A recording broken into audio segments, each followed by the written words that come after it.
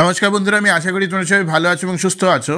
প্রথমত সবাইকে শুভ সরস্বতী পুজো, happy Saraswati Pujo to all of you from the team of Tripura channel. আমি আশা করব তোমাদের প্রত্যেকের এই বছরটা খুবই ভালোভাবে যাক, ভালোভাবে কাটুক। এবং আজকে দুটো ইম্পর্টেন্ট জিনিস নিয়ে আমি তোমাদের সাথে কথা বলতে এসছি। এটা আমি দুদিন আগে জানতে পেরেছিলাম, আমি টেলিগ্রাম গ্রুপে বলে দিয়েছিলাম, but I was busy with 16 finance commission, সেই জন্য আমি ভিডিওটি করতে পারিনি।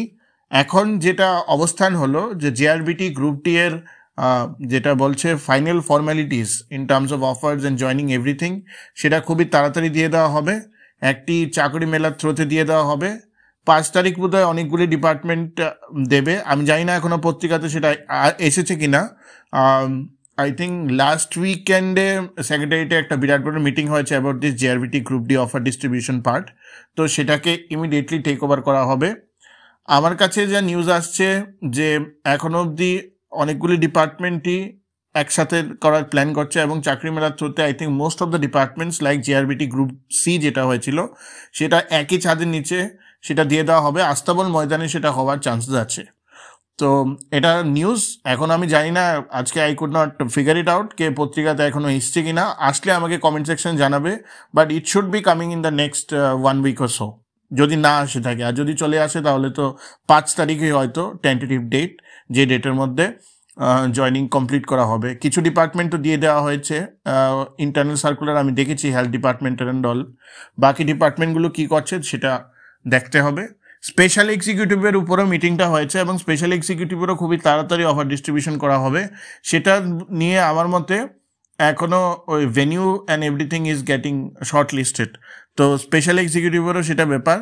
তো with this we are basically coming to an end of a long drawn GRBT process এবং আমরা জিআরবিটি 2 এর দিকেও এগোচ্ছি। Once the GRBT group D allocation is done, GRBT 2 এর দিকে আমরা স্লোলি অ্যান্ড স্টেডিলি এগোবো।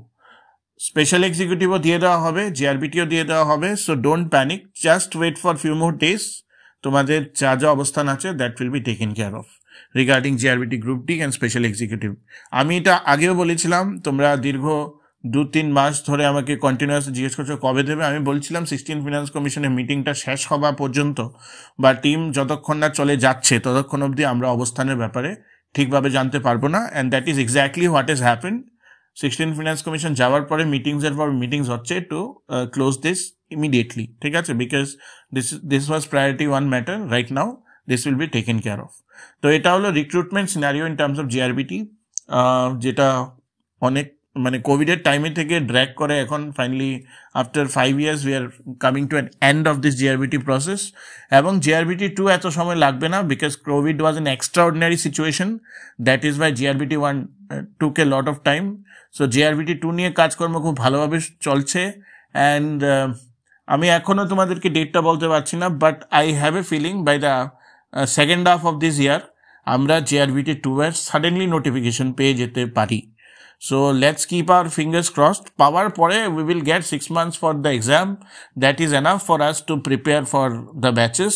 So don't worry. Right now amra batches korachhi na. We will start once the notification is given.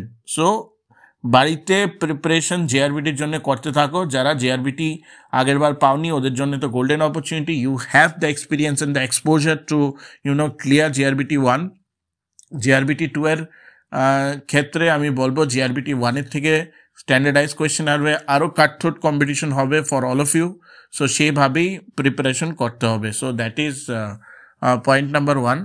আমি এটাও তোমাদেরকে বলতে পারি আরও কিছু এক্সামস পাইপলাইনে আছে টিপিএসসির, যেটা টিপিএসসি আনভেল করবে after the result of combined 2। তোমাদের মধ্যে অনেকে কোয়ারি দিয়েছে যে কম্বাইন্ড 2 এর রেজাল্টটা কবে বেরোবে sir. I can mostly say কে in the next 15 to 30 days combined 2 এর ফাইনাল মেরিট লিস্ট বেরিয়ে যাওয়ার চান্সেস খুব হাই।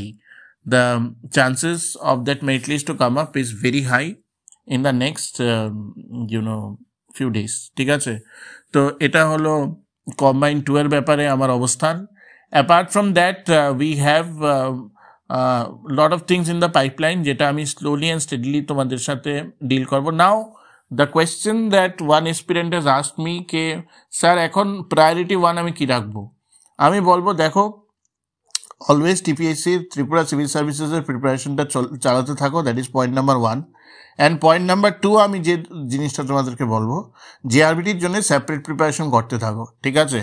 জেআরবিটির জন্য তো মোস্টলি এমসিকিউ পার্টটা সেটা তোমরা করতে থাকো, এবং টিপিএসসি কম্বাইন ত্রিপুরা সিভিল সার্ভিসেসের মেইনস পার্টটা সেটা নিয়ে তোমরা বসো।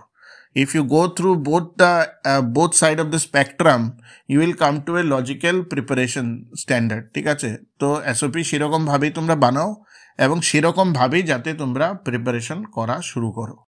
আমার 2025-এ দাঁড়িয়ে একটা জিনিস ক্লিয়ারলি বুঝতে হবে যে আমার একটা চাকরি চাই, এবং আমার যে গভর্নমেন্ট চাকরি চাই সেই গভর্নমেন্ট চাকরিটাতে যদি আমার ঢুকতে হয়, it doesn't really matter whether I am entering in group A, group B, group C, ঠিক আছে, or not.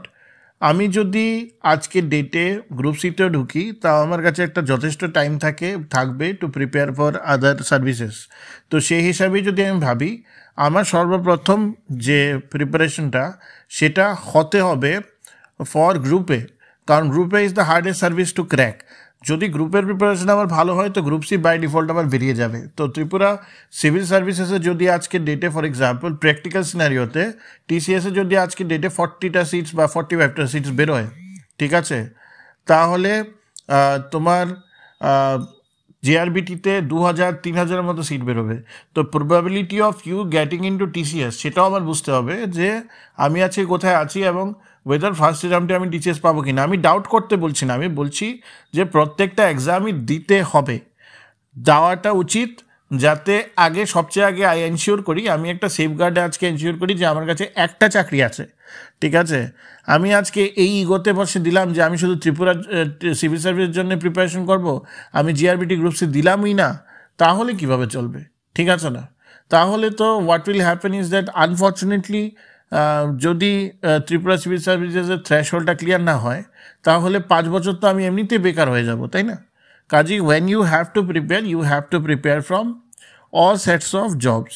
JRBT, group D বা যে কোনো গ্রুপ ডি যদি না কেউ জয়েন করে, I can understand that there has to be some logical ground, depends on the education background, কিন্তু গ্রুপ সি ডেফিনেটলি পেলে জয়েন করা উচিত। তো সেরকমভাবেই তোমাদের প্রিপারেশন করতে হবে, ইগো রাখবে না, প্রথম কথা হলো ইগো রাখবে না, এবং সব পড়াশোনা করবে, এবং শক্ত জিনিসটা আগে প্রিপারেশন করা শুরু করো, ঠিক আছে?